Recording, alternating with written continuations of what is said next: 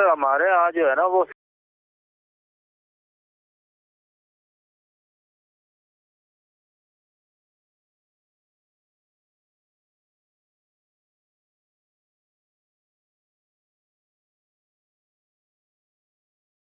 کرنا ہوتا ہے، تھوڑی دیر سونا بھی ہوتا ہے، تو جماعت کا ویٹ کرتے رہتے ہیں. تو کیا ایسا ہو سکتا ہے کہ ہم جماعت سے پہلے گھر میں نماز پڑھ کے سو جائے کریں؟ بالکل جماعت کا ان کو انتظار کرنا پڑے گا. یعنی اتنا فاصلہ، یعنی 1 گھنٹے کا فرق تو نہیں ہوگا. یعنی سحری کا وقت میرے خیال میں دیر سے ہوگا، لیکن یہ 3:30 بجے بند کر دیتے ہیں.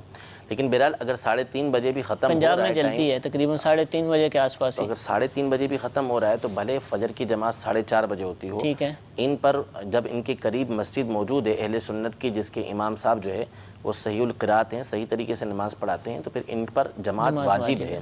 لہٰذا یہ انتظار کریں، یا بھلے ان کو اعتماد ہے اس بات کے اوپر کہ وہ کھڑے ہو جائیں گے، جاگ جائیں گے نماز کے ٹائم میں، تو وہ سو جائیں. لیکن اس صورت میں سوئیں جبکہ جاگنے کا اطمینان ہو، یا تو خود جاگ جائیں گے، کوئی آ کے جگا دے گا، ایسا بندوبست کیا ہے تو سو سکتے ہیں.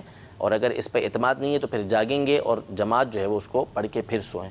اس بات کی اجازت نہیں ہے کہ جماعت کو چھوڑ دیں گے. اچھا حضور، یہ ان کو تو ہم نے مسئلہ بتا دیا، کمیٹیوں کو ان دنوں میں رویہ کیا رکھنا چاہیے اس حوالے سے؟ دیکھیں دونوں باتیں ہیں، 2 طرح. یعنی اصل جو احناف کے نزدیک فجر کی جماعت ہے نا، وہ لیٹ پڑھنا ہی مستحب ہے. اچھا ٹھیک ہے. لیکن بعض علماء نے یہ فرمایا ہے کہ چونکہ اصل جو تاخیر ہے اس میں ایک وجہ تو یہ ہے کہ ایک وجہ علماء نے یہ بیان کی کہ عام دنوں کے اندر جب تاخیر سے نماز پڑھی جائے گی تو اس میں افراد زیادہ آتے ہیں، جماعت زیادہ ہوتی ہے. تو اس وجہ سے بھی فقہاء احناف نے جو اپنی دلیل دی ہے دیر سے نماز پڑھنے کی، وہ ایک یہ دی ہے. ٹھیک ہے. تو رمضان کے حوالے سے ایک رواج بھی ہے ہمارے یہاں پر، اور اس میں ایک فائدہ بھی ہے کہ اگر جلدی کروا لی جائے تو لوگ اٹھے ہوئے ہوتے ہیں، وہ پڑھ سکتے ہیں. اب جیسے فیضان مدینہ کا ہمارا بالکل جدا ہے. ٹھیک ہے. یہاں پہ افراد ویسے ہی موجود ہوتے ہیں، انہوں نے ویسے ہی جاگنا ہوتا ہے، تو یہاں لیٹ ہوتی ہے تو اس میں کوئی مسئلہ نہیں ہوتا. ٹھیک ہے. یہاں قریب کی آبادی کو اتنا زیادہ نماز پڑھنے کے لیے نہیں آتی، یہاں پہ جو افراد موجود ہوتے ہیں وہی پڑھتے ہیں.